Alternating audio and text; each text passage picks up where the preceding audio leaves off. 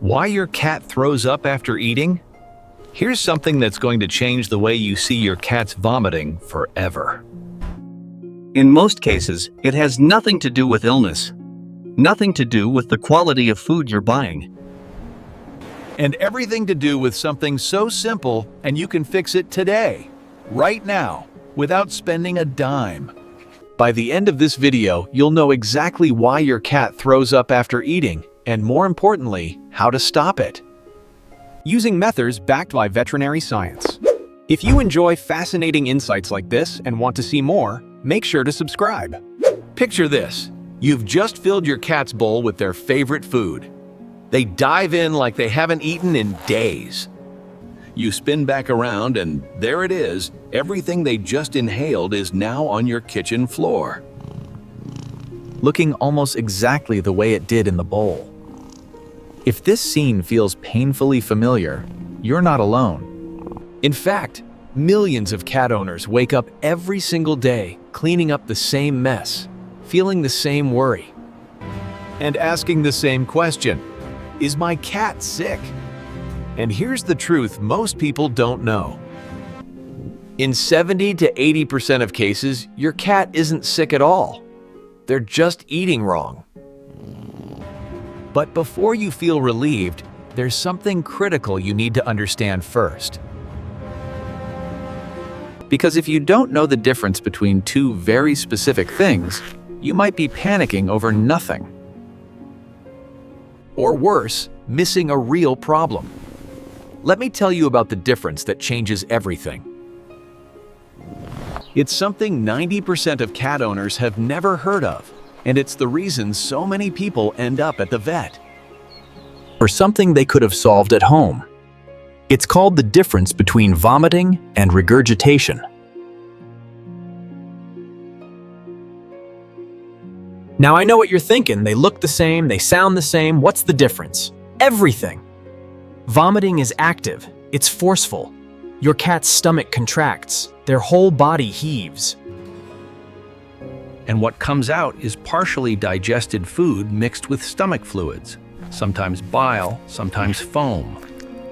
It can happen minutes after eating or hours later. Regurgitation, on the other hand, is passive. There's no effort, no retching, no abdominal contractions. The food just comes back up, usually undigested, in a tubular shape that looks disturbingly like a sausage, and it happens within minutes of eating.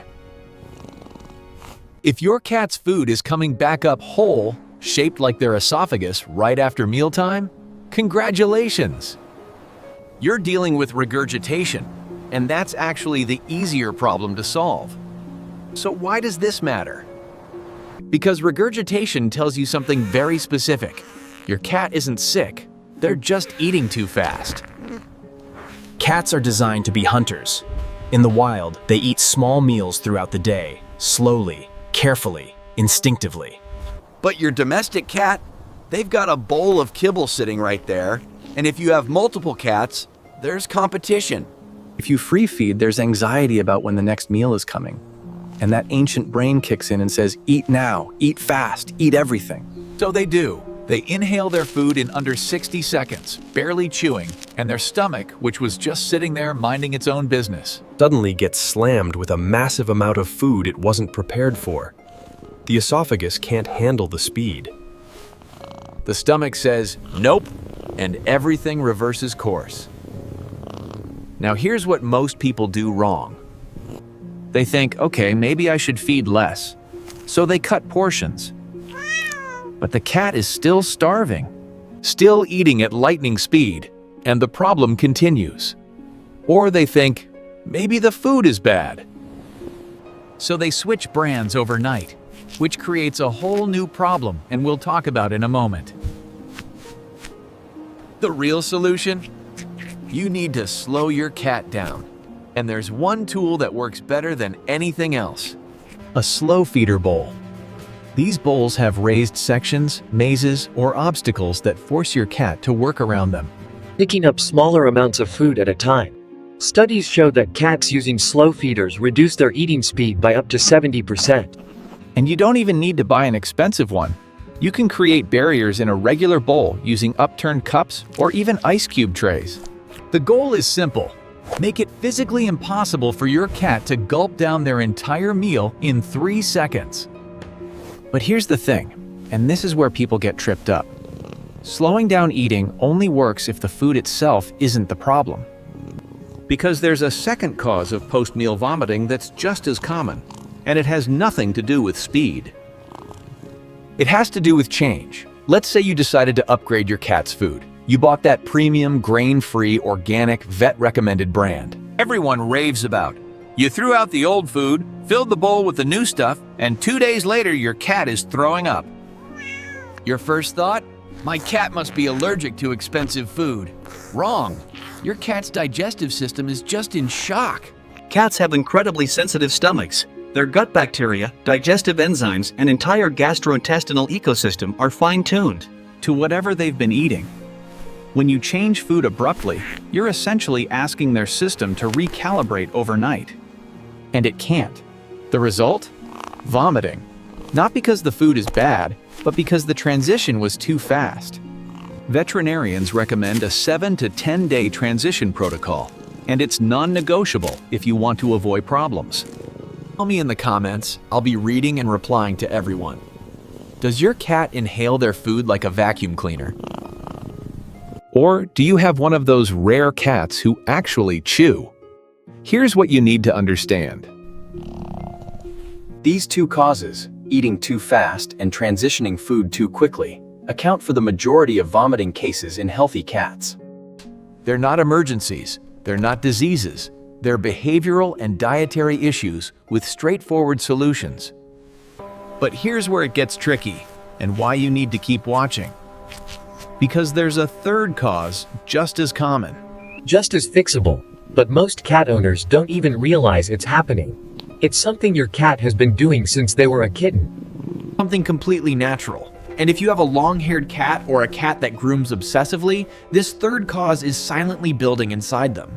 Right now, and it's about to explain everything you've been seeing on your floor.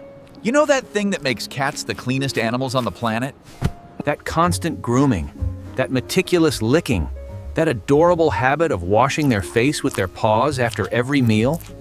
Yeah, that's also the thing that's making your cat throw up. And the worst part? Most people think it's normal. They see a hairball and think, well, that's just what cats do. But here's what veterinarians actually say.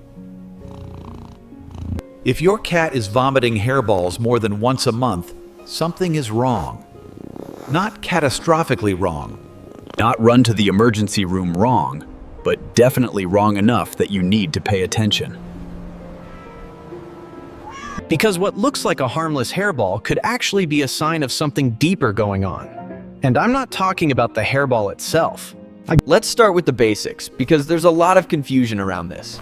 Every single time your cat grooms themselves, they're swallowing hair. It's unavoidable.